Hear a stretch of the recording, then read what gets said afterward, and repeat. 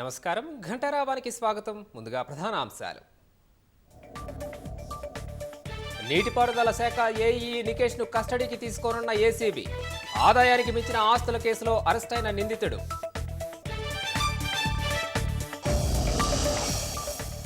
నేడు రాజస్థాన్ నుంచి ఢిల్లీ వెళ్లనున్న సీఎం రేవంత్ రెడ్డి.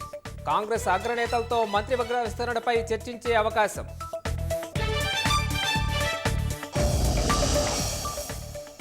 ఈ నెల 14న వసతి గృహాలను సందర్శించాలని సర్కార్ నిర్ణయం. విద్యార్థులతో కలిసి ప్రజాప్రతినిధులు భోజనం చేయాలని ఆదేశం. సర్కార్ నౌకర్లకు నెలవుగా నారాయణపేట జిల్లా ఉట్కూరు గ్రామం. ఇంటింటికో ఉపాధ్యాయ ఉద్యోగాలతో అందరికీ ఆదర్శం.